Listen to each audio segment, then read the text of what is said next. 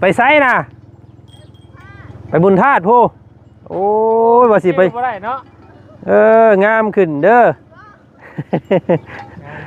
เพิ่นกำลังจะไปบุญพี่น้องไงเอาโอ้มื้อสุดท้ายแล้วมื้อนี้เนาะเอาบุญมาฝากไอ้เด้ออันนี้เขาอันลกเขาลอยเพิ่นอยู่อิ่มร้อยเลยสร้างเด้อหามื้อคืนเราได้ป่ะหามื้อเลยบ่คืนเราได้โอ้ยเนาะเอาลำวงเลยเนาะเพราะว่าต้องแก้บนได้ต้องให้เอ้ยจ้าเพิ่นเต้นฮอบเพื่อน3วงและ3รอบผู้ใดพี่น้องเอ้ยเพราะว่ามันดนนานได้นี่เนาะสร้างเนาะโทษ4-5ล้านก็ได้เด้อ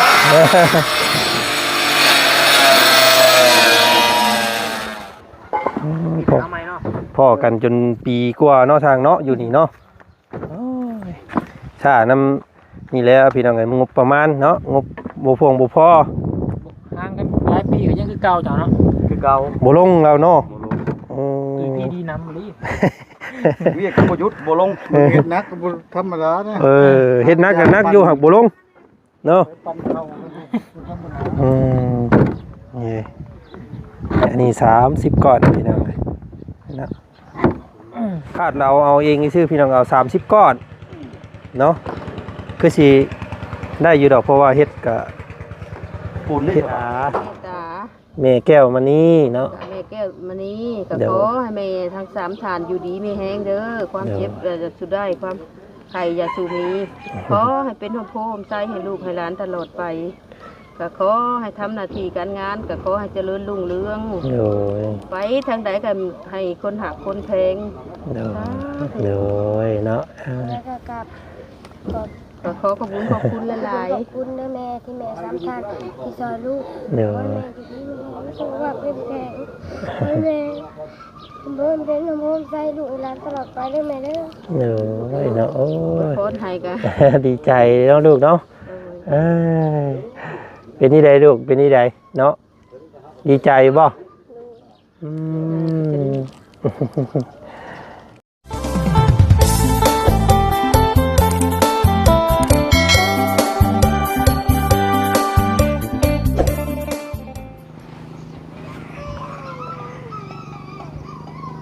ขี้พุ่นก็ลุกกุ๊กกว่าพี่น้องเลยยามนี่ขี้พุ่นขี้ไงเนาะยามให้ยามหน้าบัดขี้ต้มพี่น้องเลยบ้านเราก็ได้เนาะแค่นี้ได้สักพี่น้องเลยก็ปรับสภาพหรือว่าอยู่กับมันให้ได้นั่นแหละเนาะบ้านเฮาเคยอยู่กันแบบนี้ก็ยอมรับในสภาพแวดล้อมที่มันเป็นพี่น้องเลยมื้อนี้ก็ทางบ่จันเนาะพี่น้องเนาะห่างหายไปเมื่อวานนี้ก็บ่ได้ลงคลิปให้พี่น้องเบิ่งส้มวัดมือเลยเนาะแดนน้ำตูพอเนี่ยกับแม่นแล้วก็พาลูกพาเต้าดินบุญดินซินกับบ่มีเวลาให้พี่ให้น้องเบิ่งส้มคลิปซ้ำเมื่อวานนี้พี่น้องเลยครับขอโทษขออภัยเนาะเพียงเนาะเอามื้อนี้เข้าสู่เวียกงานคือเก่ามื้อนี้พี่น้องเลยมื้อนี้ทางบ่จันก็ได้รับสายจากอ้ายสร้างเพิ่นเนาะเพิ่นว่าเพิ่นมาเฮ็ดเด้อว่าซั่นเนาะลงมือแต่วานนี้ว่าซั่นพี่น้องเนาะเพิ่นต้องการใบประตูเพราะว่าใบประตูซื้อมาให้นั่นมันน้อยต้องเอามาเปลี่ยนว่าซั่นพี่น้องไงแล้วก็ตัวนี้เป็นดินบล็อกเฮ็ดฐานบันไดเนาะแล้วก็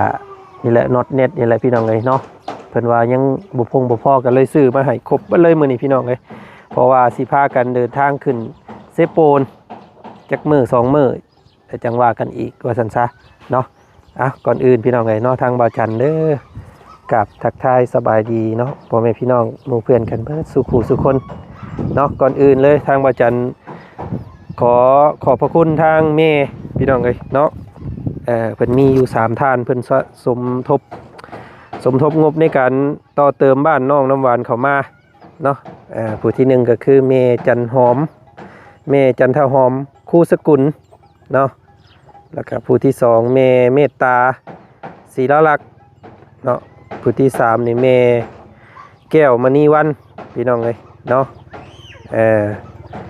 เพิ่นก็อยู่ทางฝั่งต่างประเทศเพิ่นแหละเพิ่นมองเห็นว่าโอ้ยเพื่อนน้องเพิ่น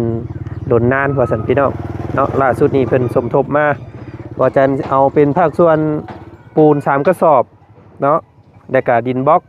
30ก้อนแล้วก็พวกน็อตยิงบานพับแล้วก็เนี่ยอยู่เนี่ยกินมื้อนี้พี่น้องเอ้ยเนาะใส่เงินแม่เพิ่นไปมื้อนี้เงินแม่เพิ่นทั้ง3ท่านนี่มีอยู่3ล้านเนาะเท่ากับตอนนี้ยังเหลืออยู่2ล้านกับ300,000กีบพี่น้องเอ้ยเนาะซื้อไปประมาณ700,000มื้อนี้พี่น้องเอ้ยแล้วก็สิบริหารจัดการเบิ่งด้านพวกรายละเอียดเนาะบ่ว่าสิเป็นพวกสีบ่ทาบงกบบ่หรือว่าสิเอาไว้ซื้อของอยู่ของกินกะในงบยังเหลืออยู่2,300,000เด้อแม่เด้อเนาะขอบพระคุณแม่ทั้ง3ท่านหลายๆที่สดสวยน้องเพิ่นให้แล้วให้ทั่วเนาะตอนนี้สร้างเพิ่นมาลงมือแล้วพี่น้องเอ้ยเดี๋ยวไปอัปเดตเบิ่งนํกันว่าเพิ่นสิจักมื้อเนาะสิแล้วเนาะคาดว่าคือสิมื้อนี้เบิดมื้ออื่นอีกเบิดมื้อนะตามเบิ่งพี่น้องเอ้ยอีกประมาณ 2-3 มื้อเห็นความจริงแล้วเด้อเนาะเดี๋ยวว่าจันสิรวบรวมจดรายชื่อผู้ที่เพิ่นสมทบเนาะหลายท่านได้พี่น้องในเพื่อนหลังนี้แรกๆเลยแม่นพี่พรกับพี่ยานิสาเพิ่นเนาะแต่ว่าป้าโตหันน้องมูไปทางใดแล้วหันโอ้แล้วกันบาดนี่ไปบุญได้ประจักษ์อันนี้ป้างามได้เดี๋ยวนี้ได้โอ้สบายดี ไปไสน่ะไปบุญธาตุพูโอ้ยว่าสิไปงามขึ้นเด้อ เพิ่นกำลังไปบุญพี่น้องไงเอาโอ้มือสุดท้ายแล้วมือนี่เนาะเอาบุญมาฝากไอ้เด้อ โอ้เนาะเพื่อนก็งามคนก็งามบาดนี่พี่น้องเอ้ยเนาะโอ้มีโอกาสกันยังดินเอ็นน้ำเพิ่นไหมเนาะเพิ่นเผามื้อนี้พี่น้องไปเฮาเข้าไปทักไปทายอันนี้ก่อนพี่น้องเอ้ยเบิ่งไปใส่เอานี่ของกินซื้อปิ้งไก่กับอันนี้มามื้อนี้พี่น้องเอ้ยเนาะครบเบิดเลยแล้วก็อันสิให้สร้างเพิ่นมาขดในนี้ลงน้ำเนาะไปตัวพี่น้องเพิ่นกำลังลงมือใส่ใบประตูมื้อนี้เนาะกับอันส่วนที่เรือหั่นแหละเฮ็ดต้องมืดคือแล้วบาดนี้เนาะแม่น้องน้ำหวานเพิ่นที่สบายดีสุจ้าเด้อเฮ้ยโอ้จนใหญ่เนาะเฮือนหลังนี้นี่เกิดพร้อมน้องอันมังกรเพิ่นพี่น้องเอ้ยเนาะถ้าสิฮู้ว่าเฮือนหลังนี้โดนหน้านี่ต้องเบิ่งอายุเพิ่น จักปีเลยปีปลายเนาะแรกๆเลยกับพ่อเฮ็ดเฮือนหลังนี้แรกๆก็อันเอ้าเฮ็ดโอ้เลขมาไปจักอันนี้บ่มื้อนี้เลขมาแท้ๆรถมื้อนี้เนาะซื้ออันแนวกินมาให้ได้ยันว่าซุมเจ้าบ่มีแนวกินให้เพิ่นมีหยังสู่เพิ่นกินมื้อนี้ว่าบ่นะกะเด้อคือกันเบาอ่ะโอ้แต่เบาฟิตอยู่แต่ว่าอันเบอร์30นั่นบ่โอ้ยข่อยนึกว่าเบอร์ผู้ใดยันมาบ่ทันย่อเข่าเพิ่นเนาะก็เลยจับไก่ในคอกเองนั่นล่ะเอ้าพี่น้องไงแล้วกันบาดนี่บ่ทันครับเนาะบ่เป็นหยังเอาเพิ่นยังบ่ได้กินแล้วเอาไว้อันสมทบเพิ่นอีกไก่คือกันอันนี้ก็ได้เนาะคิดว่าเบอร์เจ้านี่ก็เลยบ่รับแล้วข่อยก็ได้เนาะเพราะว่าเป็นหนี้เป็นสินคนหลายแล้วบ่อยากรับสายไปทุกที่คิดว่าเบอร์แปลกๆบ่มีรายชื่อนี่ข่อยบ่รับเนาะเพราะว่าเห็นเบอร์สร้างโทรไปปุ๊บก็รับปั๊บเลยพี่น้องเอ้ยเพราะว่าเมมชื่อเพิ่นไว้เด้เนาะเอามื้อนี้ก็ติดแต่บ่ได้ห้ามระยันมาบ่ทันเลยจับไก่ในคอกแล้วตุ้ยขึ้นเนาะแม่นบ่เก่าอยู่ได้คือว่าเราใหญ่บ่เราก็ใหญ่แล้วก็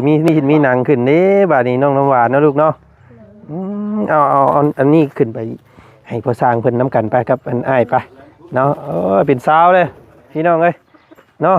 มาแล้วทางว่าบุญเดียวขึ้นไปเบิ่งก่อน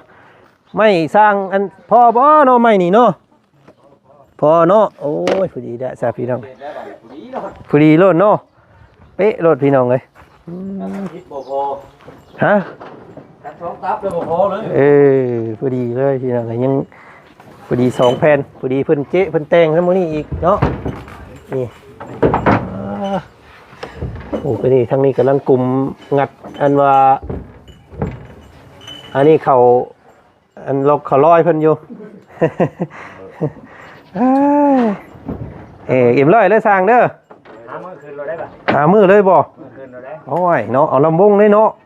เพราะว่าต้องแก้บนได้ต้องให้อันเอ้ยจ้าเพิ่นเต้นฮอบเพื่อน3วงและ3รอบผู้ใดพี่น้องเอ้ย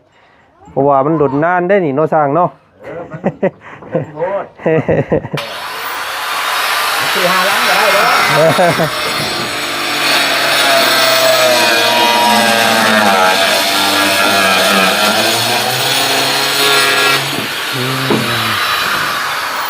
ต้องปลูกต่อแขนเอาสร้างน้ำได้ยันคนนอนย่อได้สร้างก็ได้เนาะเราเห็ดหึงโพดพี่น้องเลย ต้องผูกแขนเอาสร้างน้ำได้นี่เนาะโอ้ย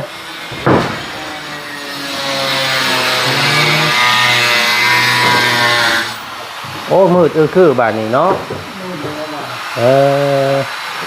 เรียบร้อยทางนี้พี่น้อง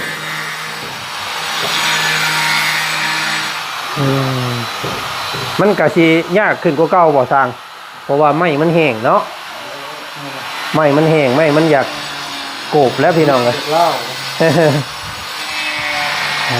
บ้านจะมีน้อยพวก โอ้ บ้านใหญ่ อันเดี๋ยวเอาตัวนั้นลงไปเปลี่ยนในห้องเอามาแล้วกับอันครบจะมีมา8 ทิศกว้าง นี่มา7 ทิศ อันนี้สิเอามือคืนเพิ่นเพราะว่าเอามาแล้วมือนี่แกน้ำรถแหละมีแต่แบกกันลงให้เฮานี่เด้อกับสิเอาอันซื้ออันนั้นมานำมือนี่เนี่ยอันดินบล็อก ดินบล็อกเห็ดผ่านมันได น็อตซื้อโยเจ้าเนาะซื้อกับหนึ่งคือสิพอเนาะไอ้เนาะกับหนึ่งเป็นแต่งตัวนี้เนาะเอาตัวทั้งหน้าบ้านก่อน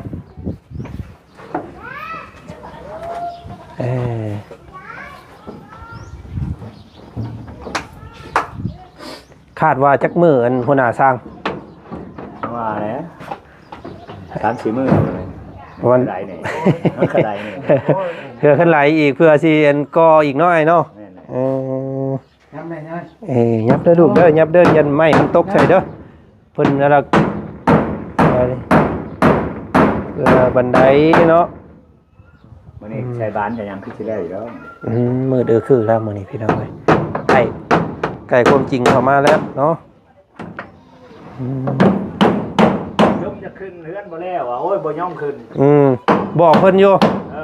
บอกเพิ่นว่าขึ้นไปนอนก่อนเด้อว่าเราบ่ยอมคือว่าแล้วพี่น้องไอ้มันก็ฮุบมีหยังขึ้นมาก็ย่านกระเทือนเราก็ได้ย่านมันหกมันเทื่อ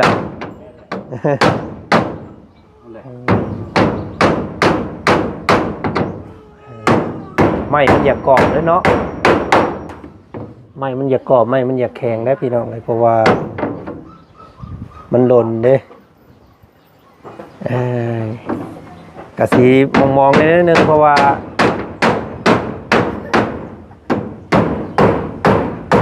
บ่ได้ย้อมสีพี่น้องเลยลังตกได้ลูกลังตกเด้อไปยังขึ้นมาก่อนอ้ายบ่ได้ซื้อขนมมาให้ซ้ำมื้อนี้แล้วบ่าวบ่ได้ซื้อขนมมาให้ซื้อแต่สู้กำลังสร้างเพิ่นอ๋อเรียบร้อยแล้วพี่น้องเลยเนาะมืดคือ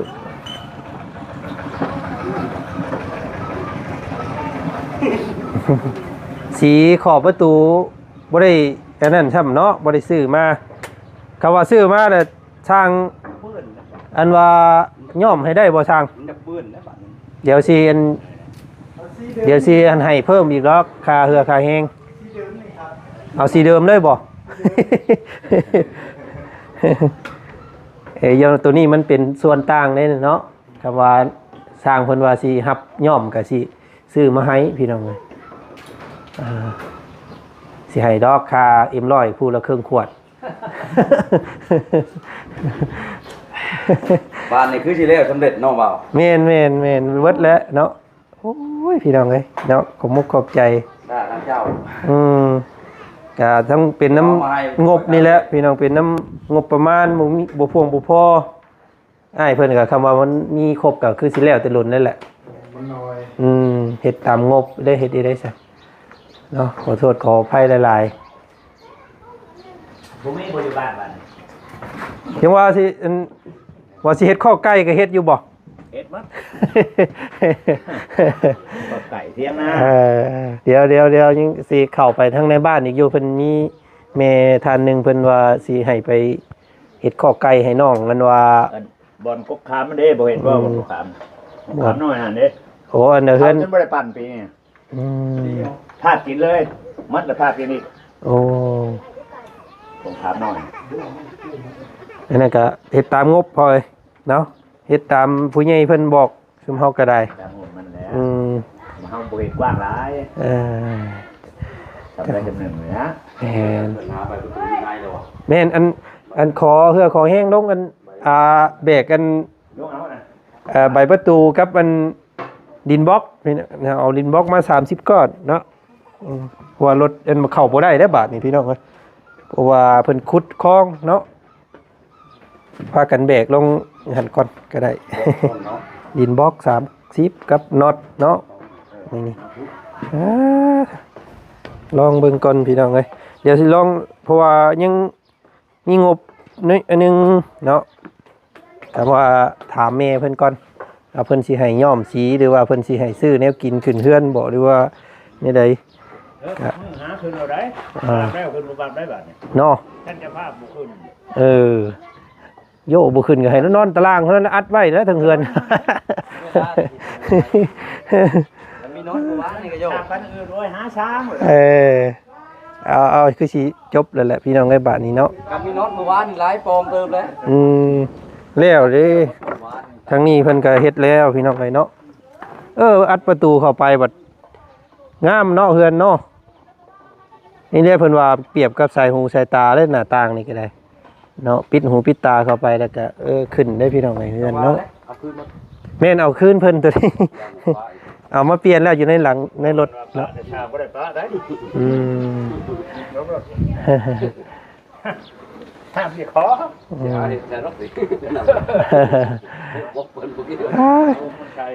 เฮือนแล้วปุ๊บนี่ก็สิให้เราเอาเครื่องเอาของใหญ่ขึ้นเฮือนแล้วพี่น้องเอ้ยเนาะเพราะว่าตะลุมตารางแล้วมันหกแล้วมึงคอยมาแล้วมันแห้ง พี่น้องเอ้ยเราก็ใจสิขาดได้แล้วเราจะขึ้นเนาะเราก็ได้เนาะเอ้ยเนาะ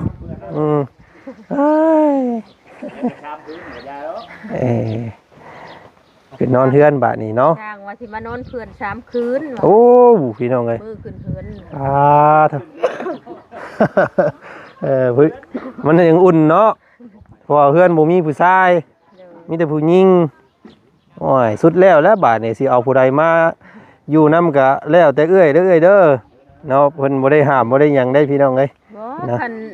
อันสร้างอนุญาตกันนะใจอยากสร้างผู้ใดมาอาศัยเป็นเฮ็ดอันนู้นอันนี้ไฟเฮือนหยังอีก เนาะ บ่เป็นช่างบ่อยากได้บ่ได้ว่า อยากได้ผัวเป็นช่าง โอ้ยเว้าหยอกเลยเด้อ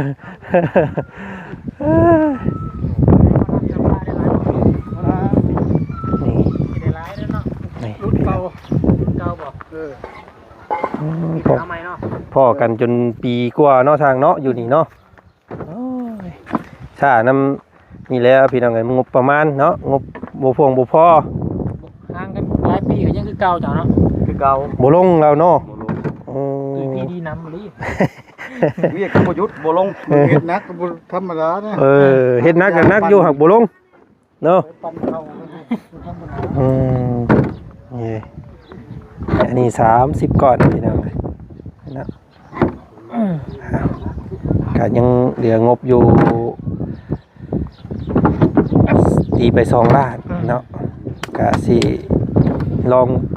ซื้อในอยู่ในกินบ่หรือว่าเอาในอยู่ในกินก็ได้เนาะเพอเฮือนนี่ก็งามแล้วแหละอันนี้ก็ได้พี่น้องเอ้ยเป็นสีเดิมเพราะว่าถ้าเฮาสิซื้อส่งซื้อสีมาใส่ก็ ย่านอีกมันยันบ่มีแนวอยู่ในกินขึ้นเฮือนแล้วอีกพี่น้องเอ้ย หนักเลยบ่ ก็ตามไว้หน่อย ครับจับมาแล้วพี่น้องเอ้ยอันนี้เอามาเปลี่ยนเพิ่นอันเดียวเฮาสิอันนี้เฮาสิเซตให้เพิ่นก่อนก็ได้เพราะว่าย่านมันเปื้อนเด้นี่ก็ธรรมดาเนาะโอเคได้อันเด้อพี่น้องเอ้ยอืมให้น็อตเด้เอาน็อตกับหนึ่งมันก็นี่แม่นอยู่บ่สร้างเบิ่งคืออยู่บ่เบิ่งดูคือสิเหลืออยู่ดอกเนาะเดี๋ยวได้เก็บไว้เด้อ มามือแรกเราก็ใส่ต้มไก่ถ่าด้วยเราก็ได้พี่น้องเอ้ยเนาะ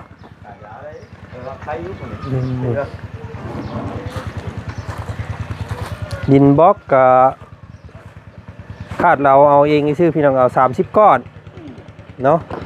คือสิได้อยู่ดอกเพราะว่าเฮ็ดกับ ปูนได้หรือเปล่า ปูนนี่เด้ ติ้งแน่ติ้ง ลูกติง ใช่ป่ะเฮ็ดลูก เอ้ายัง ติ้ง ยังบ่ได้นั่นบ่ยังบ่ได้มีบ่ บ่มี เอ้า ใช่ใช่ลูกใหญ่เล่น นึกว่าเฮาซื้อมาครบบ่ได้เลยแน่นมีลูกหนึงนี่ได้มีแล้ว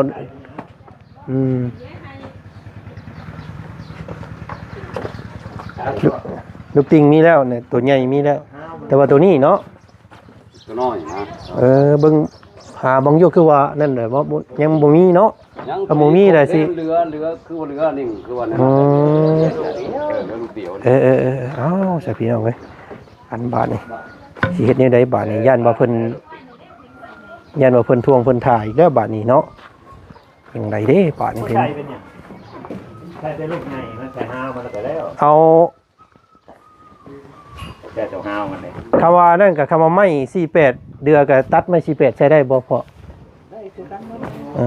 เอาไม้48เอา 18ก็ได้ เนาะเอาไม้48เราเป็นตัดเป็นขันเอาเนาะแต่ทดแทนตัวนั้นไว้เอาสั้นซะทดง่ายคือกัน ได้ห้าวกับท่าสี ทาสีเนาะ สีหยังท่าใจ พังเบิงตัวนั้นเดี๋ยวจังว่ากันอีกตัวนั้นเนาะ จังว่า เดี๋ยวจังให้อัน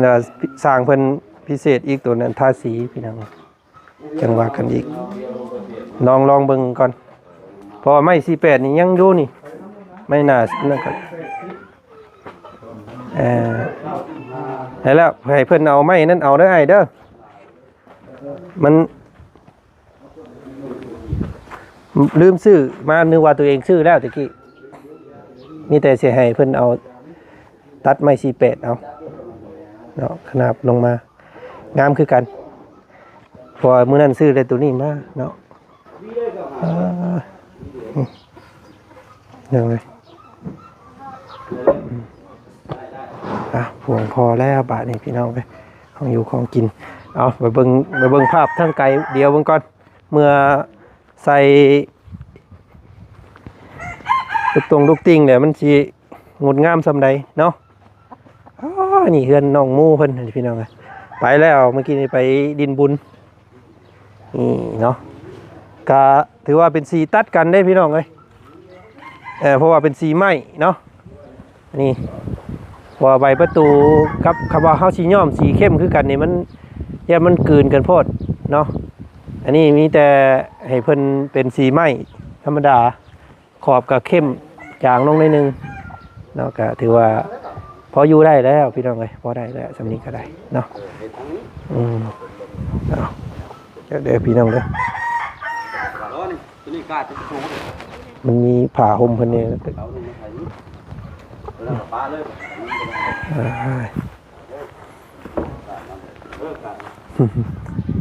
นี่มันก็ถือว่าเป็นสีอ่อนกว่าเนาะเป็นสีไม้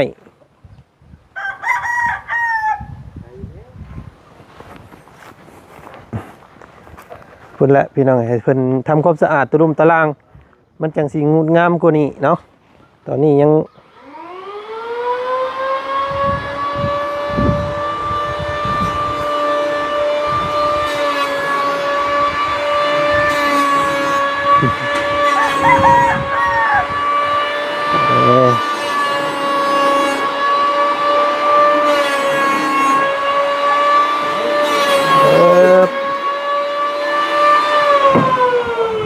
โถสมบัติแล้วก็หลายสมควรพี่น้องเอ้ยเนาะเพื่อนซ่านแล้วนี่ก็เพื่อสิมั่งเพื่อฮุบกันขึ้นนี่ก็บ่แม่นง่าย ทำความสะอาดถ่าได้ลูกเด้อบาดนี้เนาะมีแต่บาดมือเฮือนหยังแล้วก็ปัดเกียร์ตะลุมตะลางถ่าเนาะมีแต่ว่าหามือหาวันคือชุบเจ้าพี่แหละหาโดนเลยหาบ่ได้มือได้วันเดี๋ยวโทรบอกเฮาเดี๋ยวงบส่วนที่เดือนนี่เฮาสิได้ซื้อเป็นพวกข้าวบ่หรือว่าน้ำเนาะบ่ต้องยิ่งใหญ่ดอกพี่น้องเอ้ยมีแต่เฮ็ดพอเป็นฮีตนี่ก็พอขึ้นเนาะเอ้ยเนาะดีใจนำเด้อบาดนี้สิได้เฮือนงามอยู่ได้บาดนี้เอ้ยเนาะลูกก็โจนใหญ่เนาะเอามีแต่ขั้นตอนแรกมื้อนี้ในพี่น้องไอ้ทางบ่จันซื้อดินบล็อกกับนี่อยู่นี่กินแล้วก็ปูนนี่แหละเนาะเป็นภาคส่วนของ3เมใจดีเพิ่นเนาะเอาขอมุกขอบใจทางเมใจดี3ท่านเพิ่นหอมนี่ก่อนเมจันทหอมเมเมตตาเมแก้วมานี่พี่น้องไอ้เนาะมีอยู่3ท่านเด้อขอขอบคุณหลายๆเด้อเมจันทหอมเมจันทหอมเมเมตตาเมแก้วมานี่เนาะเมแก้วมานี่ก็ขอให้เมทั้ง3ท่านอยู่ดีมีแห้งเด้อความเจ็บจะสุดได้ความไข่อย่าสูมีขอให้เป็นหัวโพมใจให้ลูกให้หลานตลอดไปก็ขอให้ทำหน้าที่การงานก็ขอให้เจริญรุ่งเรืองไปทางใดก็ให้คนหักคนแพงเลยเนาะแล้วก็กลับก็ขอบคุณหลายๆขอบคุณนะแม่ที่แม่3ท่านที่ซอยลูกแม่ที่สุขภาพเข้มแข็งแม่เป็นน้ำมันใจลูกหลานตลอดไปได้ไหมเด้อเนาะโอ้ยโคตรให้กัน ดีใจเนาะลูกเนาะเป็นนี่ใดลูกเป็นนี่ใดเนาะดีใจบ่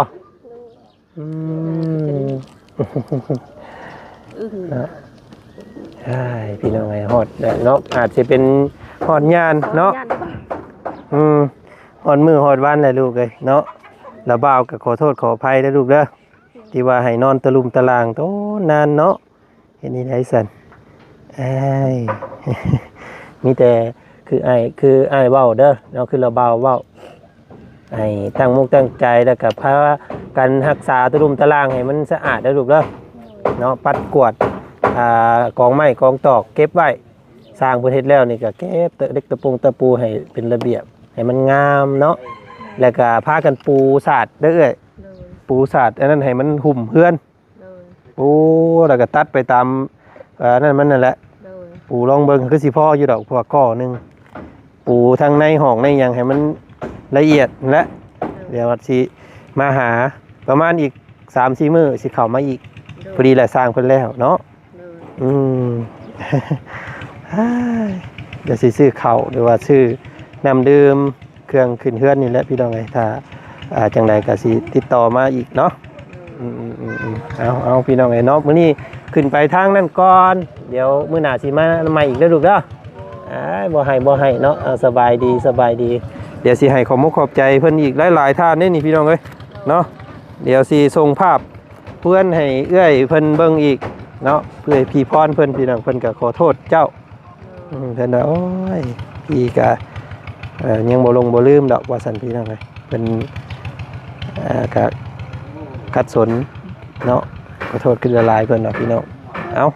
มีแต่นี่แหละพี่น้องเนาะเก็บไม่เก็บตอกเพิ่นก็สิเฮ็ดอยู่นี่มื้อ2มื้อพุ่นแหละว่าซั่นซะสร้างเอ้ยไปอันป้าก่อนเด้อเดี๋ยวใดบ่พอโทรบอกเด้อฮะดินเอาเข้าข้างในมันนี่บ่เฮ็ดจังไดล่ะบาดนี้มีแต่สิให้แม่น้องน้ำหวานไปหาลักจกเอาดินไปเด้สักพี่น้องเอ้ยจ้างสร้างกระหับอยู่บ่เพิ่นสิเอาเท่าใดเด้เนาะค่าดินมาใส่นี่เนาะมีแต่ภาคสร้างนั่นแหละซะเด้อเอามาใส่โดดคนละอันครึ่ง100ครึ่งขวดสิบ่ได้บ่เนาะ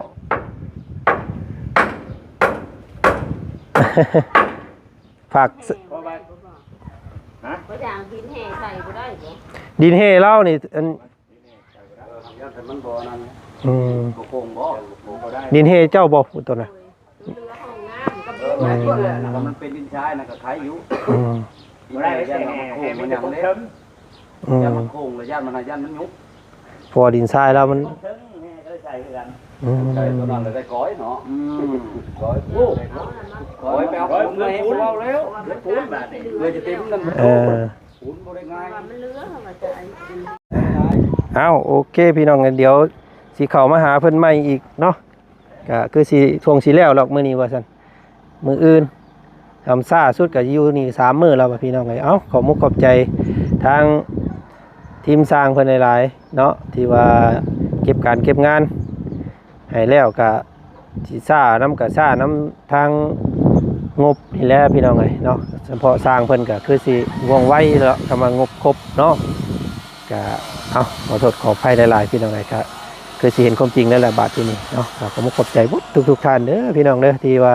สมทบซอยเฮือนน้องเพิ่นให้มันทวงมันแล้วเนาะก็